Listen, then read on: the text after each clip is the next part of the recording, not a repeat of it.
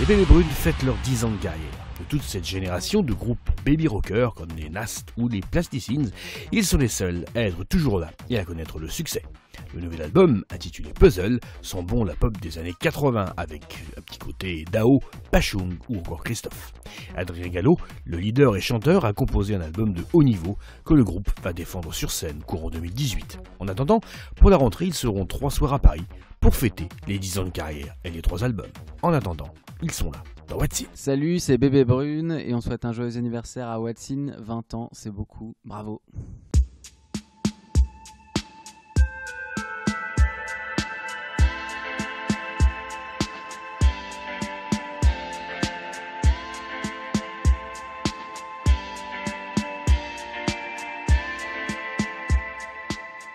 Ça commence à compter, on est hyper fiers du chemin parcouru et en même temps on se projette plus vers le futur maintenant, quoi. On pense au passé mais pas trop, quoi. Je pense qu'il faut pas trop penser au passé non plus. Pas mal de trucs, ne serait-ce que je me rappelle en fait qu'en écrivant le premier album et le deuxième album on écoutait vachement les Libertines et puis on s'est retrouvé à faire un duo avec Carl Barra, il a même chanté avec nous sur une chanson, sur un bonus, donc voilà, c'est des choses, on rêvait même pas de ça au début et puis ça nous arrive et on est hyper content. On a fait un duo avec Vanessa Paradis, avec, on a fait des choses avec Benjamin Biolay et tout, donc c'est des rencontres aussi, c'est beaucoup de concerts, c'est beaucoup de rigolade aussi, quoi. Tard dans la nuit, quand il n'y a plus un chat, il n'y a plus un bruit. Alors je pense à toi, je sais que tu m'oublies. En fait, beaucoup de gens ont cru, parce que j'avais fait un album solo, qu'on était séparés, mais on s'est jamais dit ça, on n'a jamais été séparés. On avait juste besoin de plus de temps, je pense, pour savoir quel son on voulait avoir, et je pense que c'est important de prendre le temps aussi, quoi. On a écrit très rapidement les premiers albums, et on était tout le temps dans ce truc un peu frénétique, et là ça nous faisait du bien de se poser et de réfléchir à comment on voulait sonner.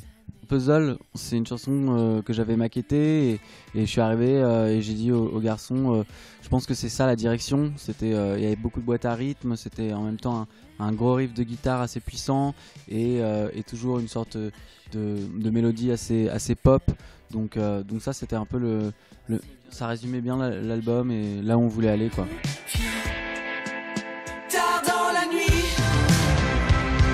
quand on y voit plus clair qu'il n'y a plus un bruit. Je ne sais plus quoi faire quand brûle cette pupille.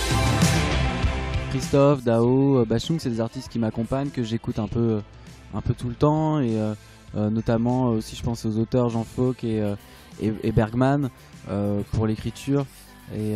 Et voilà, et après en même temps le défi c'était pas juste de sonner années 80, c'était d'emprunter des choses aux années 80 mais aussi de sonner moderne, quoi, de sonner 2020.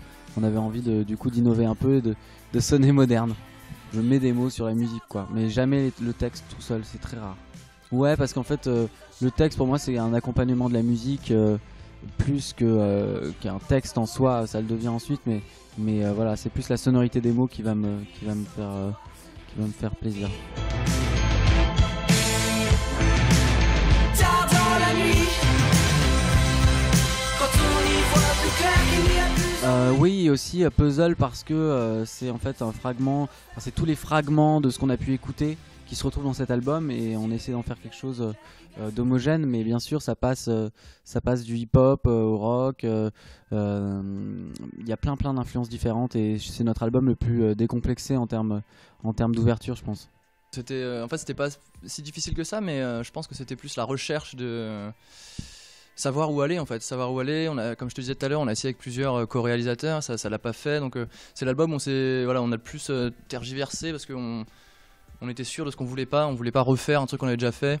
Donc je pense que c'était ça qui était le plus difficile entre guillemets, c'était de trouver le bon chemin pour le faire, quoi, et pour l'aboutir. Souvenir amer d'un amour mental, oh. J'ai des éclairs, des retours à zéro. Elle est du tonnerre, électrocute, oh. 6 pieds sous terre, froid comme un esquimau.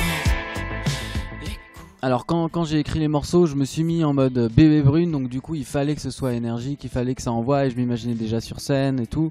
Donc oui, après, au moment où on a fait l'album, on a un peu voulu oublier toutes les frontières que peuvent apporter le fait d'être sur scène et de devoir reconstituer ça sur scène pour pas se limiter dans la production et voilà, sans non plus se perdre dans la production, mais on n'avait pas envie. Voilà, on faisait un album, on faisait pas un show. Et maintenant, on est bien emmerdé. Non, non, maintenant ça va être... Non, mais ça va être du travail, bien sûr, et puis faut accepter le fait que ça sonne différemment. Je pense que ça va gagner en énergie encore plus justement sur scène, quoi. La tournée démarre en janvier. On fait 3 concerts là en septembre pour fêter les 10 ans avec par soir un album, donc premier, deuxième, troisième album, et la tournée du 4e album. Ça commence en janvier pour une 40aine de dates pour l'instant, et peut-être plus. D'ailleurs, il y aura les festivals cet été aussi.